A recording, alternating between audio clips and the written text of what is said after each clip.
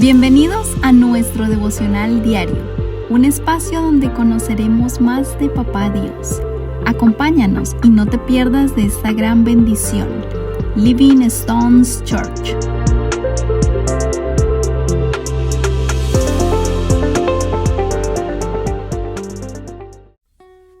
Buenos días, cordial saludo para todos. Soy el pastor Carlos Ríos y el texto que desarrollaremos el día de hoy es 1 Corintios capítulo 11, versículos 17 al 34. Es hablar acerca de la Cena del Señor, y déjeme decirle que la Cena del Señor constituye la más elevada expresión y práctica de la adoración cristiana. Lastimosamente en Corinto están celebrando esta fiesta prácticamente a un nivel secular, tan bajo que prácticamente los creyentes estaban blasfemando. ¿Qué pasaba? Hagamos un poco de historia para que ustedes entiendan por qué Pablo está escribiendo en los términos que él escribe. Porque Pablo dice en el versículo 17, al anunciaros esto que sigue, no os alabo, porque no os congregáis para lo mejor, sino para lo peor. Ellos hacían la cena del Señor, pero antes de la cena del Señor hacían un ágape. Un ágape pues era una fiesta que se celebraba entre hermanos. Y ellos pues llevaban comida, hacían muchas cosas, pero llegó a tal punto esa fiesta donde primero se empezaron a notar divisiones. Unos llevaban, otros no, a otros les faltaba y nadie se daba cuenta. Es más, cuentan que algunos estaban hasta embriagando en esas fiestas para luego llegar ahí sí a la cena del Señor. Entonces aquí es donde Pablo les llama y les dice: ustedes no se están reuniendo para lo mejor, sino para lo peor. ¿Qué nos reúne a nosotros como iglesia? Recuerde que la iglesia no es el edificio, somos las personas.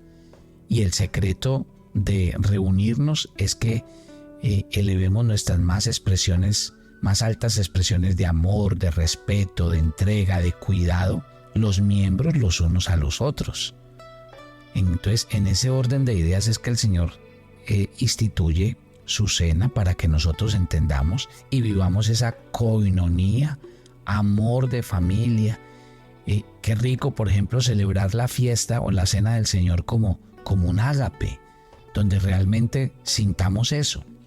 Pablo lo empieza a mencionar de la siguiente manera. En el versículo 18, cuando él habla qué estaba pasando, dice: cuando se reúnen como iglesia, oigo que hay entre vosotros divisiones y en parte lo creo. La fiesta no puede convertirse en algo aislado, ¿no? Es una celebración que hacemos tal día, tal hora y pare de contar, la tomamos y nos vamos. No, la cena del Señor es el producto y el reflejo de una iglesia que está unida, de una iglesia donde todos se aman, se preocupan los unos por los otros. Y Pablo está diciendo: ustedes están celebrando la cena del Señor, pero cada uno va por su lado, no viven en un solo sentir. Versículo 19. Es preciso que entre vosotros haya divisiones para que se ponga de manifiesto entre vosotros los que no son aprobados. Entonces, Pablo refleja una situación. Cuando ustedes se reúnen, dice el versículo 20, dice: esto ya no es comer la cena del Señor. ¿Y por qué ya no estaban comiendo la cena del Señor? Porque estaban preocupados era en la fiesta, en la reunión, en quién traía la comida, en quién traía más, en quién daba los mejores platos. ¿Sí ve lo que lastimosamente a veces termina desvirtuándose en el camino del Señor? Hay cosas que Dios establece que deberían ser el reflejo de lo que estamos viviendo, pero terminan en otra cosa. Y muchas veces pasa eso con todo tipo de celebración cristiana, que termina desvirtuándose en el tiempo, porque lastimosamente no nos damos cuenta que estamos ya corriendo tras otras cosas. Hemos olvidado la esencia. Entonces, ojo con lo que estamos conversando. Entender lo que significa la cena del Señor en su esencia. Cada uno, dice el versículo 21, se adelanta a tomar su propia cena, mientras que otros tienen hambre y otros se embriagan. Si ven, Entonces, mire la condición. ¿Ustedes creen que esto era una cena del Señor? ¿Usted cree que esto fue lo que el Señor realmente ordenó? Claro que no.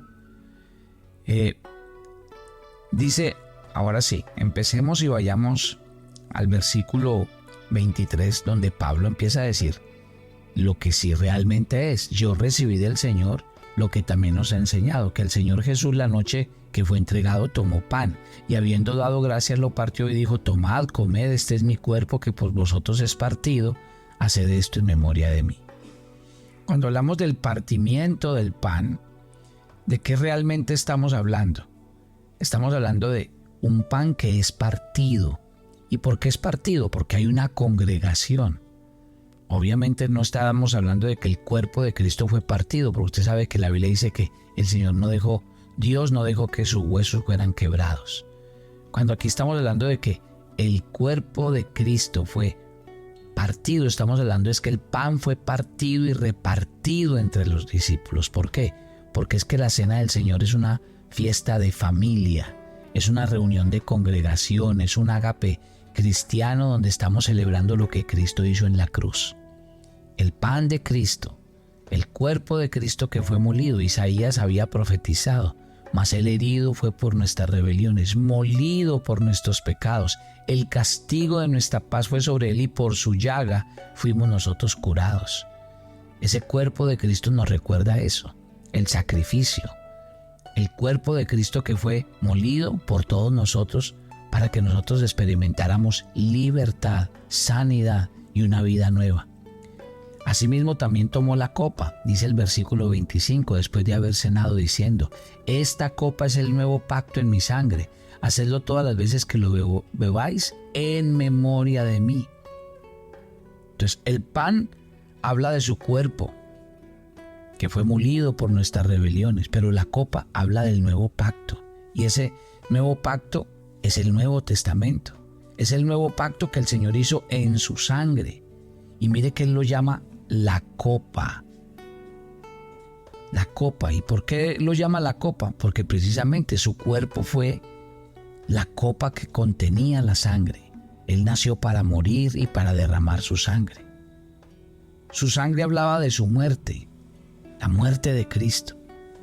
Esa era una sangre sin mancha y sin contaminación, dice el apóstol Pedro. Y dice la Biblia que debemos recordar este hecho, que al derramar su sangre fuimos llamados hijos de Dios y Él nos libertó para siempre. Todas las veces, dice el verso 26, que comieres este pan y bebieres esta copa, la muerte del Señor anunciáis hasta que Él venga. Sí, miren lo interesante. Pablo nos está abriendo una puerta, algo nuevo, y él pronuncia una frase: hasta que Él venga. Cuando usted y yo observamos la cena del Señor, mire que lo está hablando como en tres instancias. Primero, la primera instancia es que la cena del Señor es una conmemoración. Mire que aquí él repite la frase: haced esto en memoria de mí. Esta mesa del Señor mira hacia atrás, más de 2000 años, en el momento de su muerte en la cruz. Y es como si el apóstol hubiera dicho: no os olvidéis de esto porque es muy importante. O sea que es una mirada hacia el pasado. Pero en segundo lugar, esta cena, esta mesa del Señor significa comunión, que nos habla del presente, de que hoy estamos unidos a un Cristo que vive. Y en tercer lugar, es un compromiso que proyecta el futuro, porque dice que el Señor vendrá otra vez.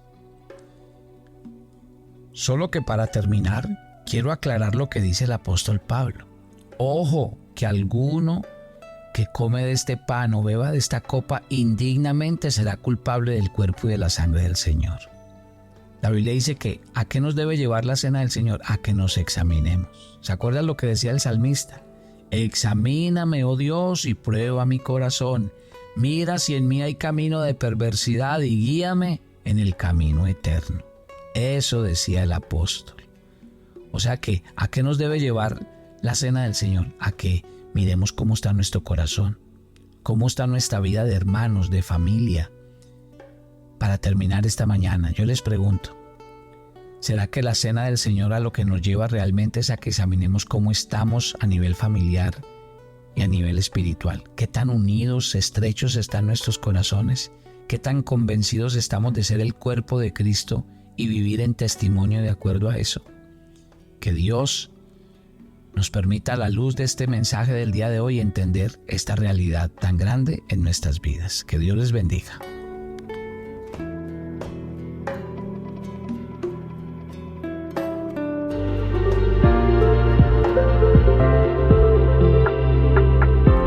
Gracias por acompañarnos en este día.